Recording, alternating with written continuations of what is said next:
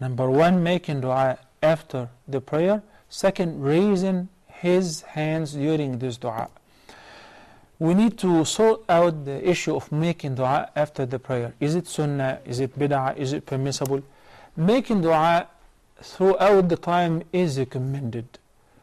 And it is ordered by the Quran and by the sunnah of the Prophet sallallahu alaihi wasallam.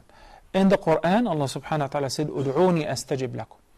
In the Sunnah, the Prophet ﷺ said, "Man lam yas'alillah yaghdab alayh." If you don't ask from Allah, Allah will get angry.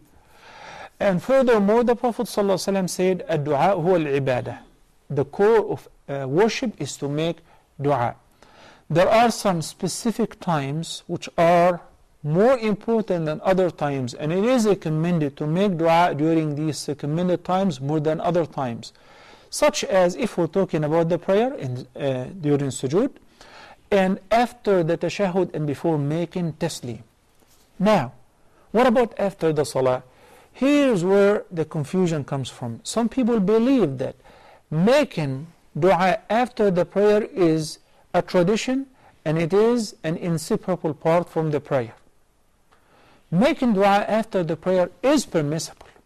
It has been reported in the hadith that the Prophet ﷺ once said to Mu'adh ibn Jabal, and this hadith is a very lovely hadith. Fantastic. The Prophet ﷺ once said to Mu'adh ibn Jabal, "Ya Mu'adh, I love you." Imagine the Prophet ﷺ tells somebody, "I love you." And if the Prophet ﷺ loves you, khalas, you're saved. Inshallah, you're going to be with him in Jannah. We're not talking about you loving the Prophet. This is a duty every Muslim must do. But the Prophet ﷺ said to Mu'adh, "I love you. So since I love you, I'm going to give you a gift. فَلَا تَدَعَنَّ دُبُرَ كُلِّ صَلَاةٍ أَن تَقُولْ." Do not forget to say after every prayer, "اللهم أعني على ذكرك وشكرك وحسن عبادتك." After every prayer, you should not forget to make this dua. "Oh Allah, help me out to remember you, to thank you, and to worship you in the best way, in the best fashion." This is a dua, right? So you can make this dua, and you can make other duas. You can pray for yourself and for your family members.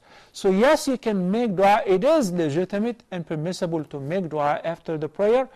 And as far as raising the hands during the prayer, it's also the sunnah. The Prophet ﷺ raised his hands like that, and sometimes all the way so that his underarms and the whiteness of his underarm was clear to those who were standing, except in certain times, such as if he was on the minbar or the musallin are attending the Jumu'ah. So in these times, it was not reported that the Prophet ﷺ used to raise his hands. Rather, he would point with the index finger. And the musallin would say Ameen but would not raise the hands. So you can make dua after the prayer, but it is not a tradition. You can make it sometimes, you skip it sometimes, you can make dua, you can just finish the salah and make the khitam and leave. But the time which is mentioned specifically that you should make dua during is before taslim. Before taslim. It has been reported that the Prophet ﷺ would not finish the salah before he would make this dua. Allahumma inni a'udhu bika min fitnati al-mahya wal-mamat. Allahumma inni a'udhu bika min adhabin fi al-nar. Allahumma inni a'udhu bika min adhabin fi al-qabr.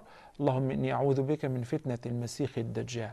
So now the Prophet ﷺ used to seek refuge with Allah against the trials of life and death, the trial of the false Messiah, and we seek refuge with Allah and protection against the torment of the grave and the torment of the far-fell. 4 things that the Prophet ﷺ used to يَتَعَوَّذُ بِاللَّهِ مِنْهُنْ, would seek refuge with Allah against them after every fard prayer and before making taslim.